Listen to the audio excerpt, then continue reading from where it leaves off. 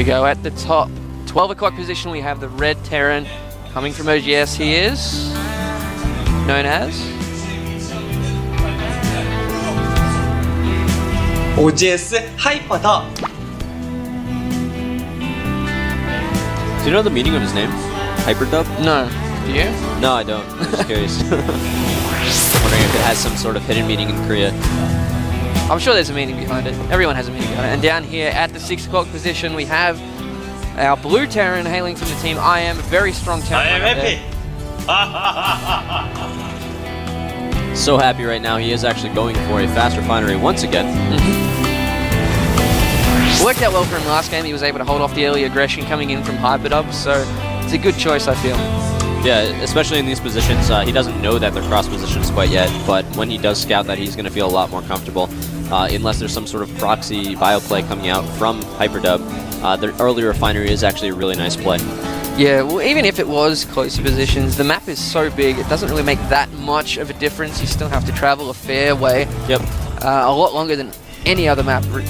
But yet again, we see here with Hyperdub walling off at the top of his ramp. But in addition to walling off, he's actually getting 0 refineries. So Happy got the early refinery, Hyperdub gets none. That indicates that Hyperdub is going to be going for a fast command center. Oh, maybe not. He is actually throwing down a refinery right now. It's a little later than you normally expect. I don't know exactly what he's going to be going for with that, but it does give him a lot more minerals to be able to get more Marines. Get a slightly early command center, not a super fast like we've seen in other games, but depends on what he scouts here right now. Yeah, I think Hyperdub feels a lot safer being the aggressor rather than defending everything. The fast expand style tends to favor the guys who sit back, like to defend the early aggression, and then get an advantage that way. Whereas we see the complete opposite here from Hyperdub. He likes putting pressure and likes making the game play out his way. We'll see how that works for him this time. We do have that factory almost completed now for Happy. Getting his second gas as well, so we might be seeing some more Cloak Banshees yet again. They did work out superbly for him in game 1. Yeah, he is getting the second gas at the normal timing. It's a little interesting though, because when you get the early first refinery, unless you want to go for something like Blue Flame Hellions drops or Banshee and Cloak, you will sometimes delay your second refinery a little bit, so you get that faster factory out, but you still end up having the exact same gas later on. Do so that SCV being taken out by Happy's Marines down at the front. But first game we didn't see any scouting from them, so Hyperdub changing it up a little bit this game. There's that command center. It is just command center and a factory, so getting that slightly later refinery delays his factory a little bit, gets a few more Marines out there, but as I was saying before, it does get the minerals that you need to get up a command center a little bit faster than your opponent. If you can hold it, which he should be able to with his extra Marine count and the factory out early, then he can give you that economic lead that gives you the advantage going into the mid-game. We do have that starport being moved over to the tech lab now. And straight into a Banshee yet again. This is actually going to work out very well. As the size of the map, it's not going to be very easy for Hyperdub to actually do a counterattack if he does lose a lot of units. He's also got Cloak on the way yet again, so he's going to play into his strength from game 1. Yep, and this is actually going to work very, very well against Hyperdub. When you do have that early expansion, you have to defend 2 different locations at the same time. In fact, you actually have to defend 3 because you have those tech buildings that you need to defend. Yep. But having that Cloak is really going to help him keep Hyperdub's army split around, depending on what's being defended. Oh, and huge mistake here from Hyperdub. He actually built that command center within vision of those Hellions peeking up that ramp. So Happy knows exactly what Hyperdub's going to be doing and knows exactly how to counter it right now. Yeah, he's just sitting down at the bottom of the ramp here, being threatening. Also keep those Marines down there as I'm trying to find where this Banshee is. There it is. It's only just come out of the starport, but when it comes down to Hyperdub does have straight into the Viking. I was about to say that. And this is a difference from the first game. The first game you went for those 2 barracks. Didn't exactly have a lot of counters for that Banshee that came in from Happy. So with his Viking out, he should be able to defend a little bit better than last game. Yeah, he's going to have to be very conservative with his scans. Make sure he uses them at the right time. We also have Blue Flame coming out here for Hyperdub as well. And a turret going down, this is very nice. He's going to be able to defend that mineral line nicely. Once again, though, he does lose this forward supply depot. Not a huge hit, but something that you don't really want to have happen early in the game. He does take out one of the Marines here for Happy, and the Viking's going to come in. It does cloak the Banshee. There's only 1 Marine to actually deal with this Viking here now. He does lose a lot of the Marines on the top of the ramp. The Hellions are now in. There is only that 1 Banshee. He needs to focus down those Hellions. 1 does go down. This is really nice having the Banshee and the Hellions. The Hellions can get a nice wave attack, and then the Banshee can clean them up all in one hit. However, they are going to divert their attention right now. The Banshee moving away only has 16 health left. As soon as the scan go down, it does die, and that does clean up the fight. Both players losing a bit. I think Hyperdub came out, or Happy came out slightly ahead in that fight. But another Cloak Banshee comes in right here, cancels that turret that was going down to try to finish off the wall and keeping those Hellions outside the base. Blue Flame about to finish for Hyperdub, so he will be able to clean up these Hellions and Marines quite easily. But that Cloak Banshee is still running around doing a lot of damage here. Yeah, I like the choice here by Happy, actually taking out a lot of the Marines first to keep that Banshee alive as long as possible. He also has a couple of Marines here to try and deal with this Viking as well. And Hyperdub does actually have enough for a scan, but he's trying to save it. Does lose the Regactor on the barracks and now backs up. I like how Happy is now just retreating. Yeah, that was really good for Happy. He did a little bit of damage. He took out the supply depots, which supply capped Hyperdub for a little while, preventing a lot of the reinforcements, preventing the army from building up, and then just backs off and goes for an expansion. Yep. Now making Hyperdub a little bit paranoid here. He has thrown down a bunker at the top of his ramp. Just doesn't feel safe moving his expansion down. On the other hand, we do have Happy actually moving his command center down. He's getting an orbital command there as well, and he's just going to extend his lead here. His Blue Flame is done. His Raven is now out as well, and it looks like we're going to see the same type of unit composition that we saw last time. Yeah, we do have 3 factories going down here. One he's just building on his Hex Lab. He is moving the other his first factory over to the reactor, so he's going to get a lot of Hellions out like last game, take a lot of the map control, but he is going to have a huge tank force as well, which is going to be really good at pretty much fighting anything that Hyperdub is going to throw at him right now. Yeah, just noticing here, Happy does have control of all 4 sensor Zelnaga towers here, and he is actually going to spot this drop coming through on the right-hand side. This is the only thing that really would have gotten Hyperdub back on even footing, but now he knows it's coming, sending his Hellions. It looks like he's going to send his Hellions over there. He's actually making a 3rd command center as well. But here we go. We do have 2 Banshees and a Viking coming across to try and intercept this. We do have Blue Flame Hellions, 4 of them in this dropship. And it is Blue Flame Hellions versus Blue Flame Hellions, so those 4 versus 4 are going to be an even fight. However, this Air Force from Happy is going to be able to not make the battle even at all. So Hyperdub is going to try to get away with whatever he can, but I don't think he's going to get very, very far, and these Hellions are going to fall into space. Or not. 3 of the Hellions dropping down. 2 of them are going to get away. Not the best drop. Well, he didn't really have any other choice. He had that choice to stay in the air, lose to the Viking, or drop them and try and get a couple away from those Banshees. So he did make the right decision, but he's still only just now moving towards his natural expansion. And looking here, the 3rd for Happy is actually now going up.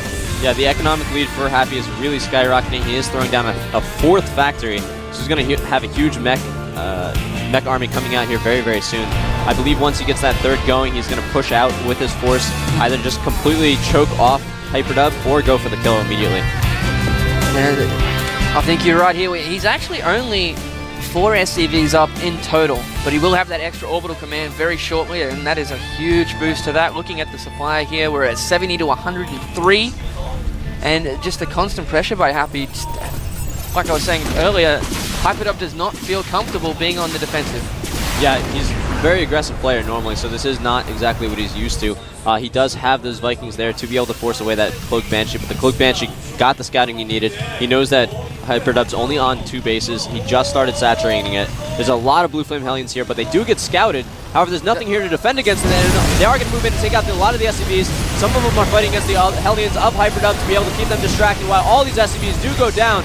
Wow, this is a huge win for Happy in this battle. The Vikings are going to need to drop down to try to fight against these. They are going to clean them up, but not without taking significant damage here.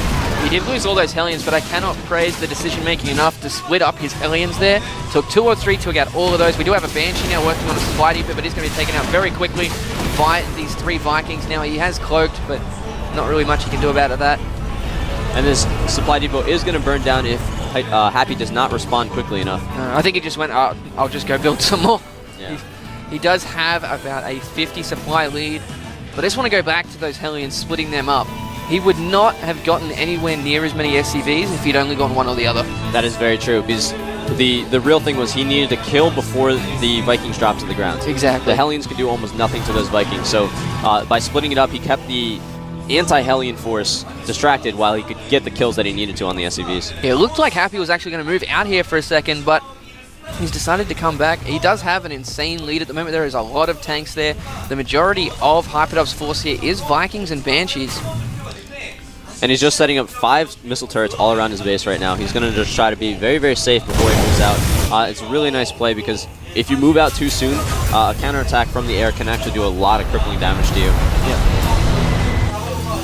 So he's also making a 4th command center, just going to extend his lead. Hyperdub still stuck on 2 bases. Having a look at his vision here, he does see... No, he doesn't, sorry. He does not see that extra command center. We've got Thors coming out now as well to try and deal with those clumped up Vikings. Yeah, that's a really nice transition. He started getting a pretty decent Air Force in the beginning, but then he moves over to get those Thors because Hyperdub's overreacting, getting a ton of Vikings out here, trying to get a few Banshees. But once he sees those Thors, he's really going to be screwed. Yeah, we do see Hyperdub being aggressive here. He wants to get the game back in the momentum that he wants it to. Just doesn't have anywhere near the army size that he wants. In here, there are 12 tanks in the mix here for Happy. 2 Thors, 8 and 8 Vikings. He's just going to go for it. Losing a lot of Hellions here, pulling back, but all these units going to work. We got the point of Brent's drone as well as Scan going down to get rid of all these Banshees as well. 4 Banshees died at the same time. Wow, and that forces Hyperdub to GG. There's really not much you could do in that battle. No, but I do like Happy's style coming from that game. He was constantly in his face, even though he was just all over the place. Yeah. He was keeping up his macro, he was being economical, and yet he was always, even with like 2 or 3 units, he was still at the door of Hyperdub, keeping his attention elsewhere. Yeah, I think that early fight was really what set it off. Happy was able to get a lot of units into the base of Hyperdub early on, do a bunch of Yeah, you're absolutely right. So I think we're going to see a lot more from Happy in the GSL. Yeah, and obviously he's going to be in Code A. He did secure his seed for next season if he doesn't get into Code S even by getting up to the up and down matches. Yep. There are a lot of Protoss on the other side of the bracket for him though as well. So we'll see his TVT obviously very, very good. Yep. We'll see how his other matchups stand up.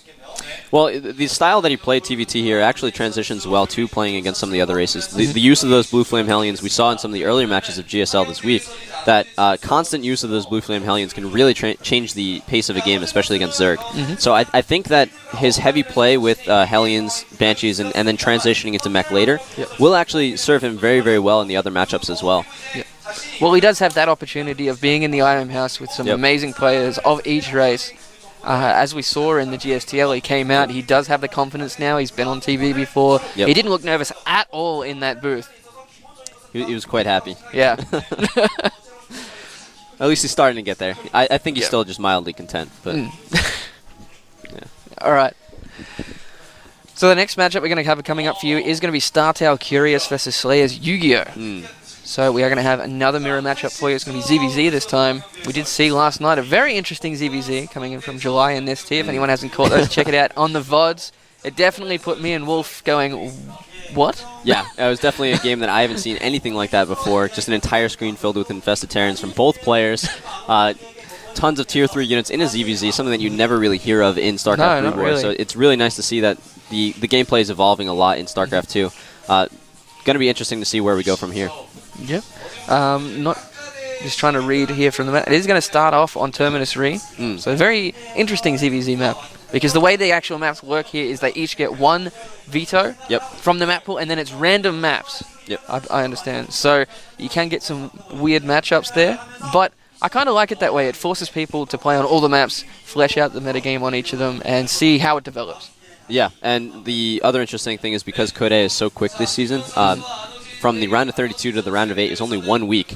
It's trying to compress it, so we're trying to evolve the GSL, so it is a lot easier for players to come out here. It's a lot less of a time commitment than it used to be. But because of that, it's a lot harder to prepare for the maps that you are actually going to be randomly thrown into. It does tend to favor the players who are well-rounded rather than just specifically playing for one match. Some players do amazing at that. They just practice one matchup for a week, play amazingly, and then change it to the next matchup. But we are going to go into a 5-minute break, and we'll be right back with Yu-Gi-Oh! Versus Curious.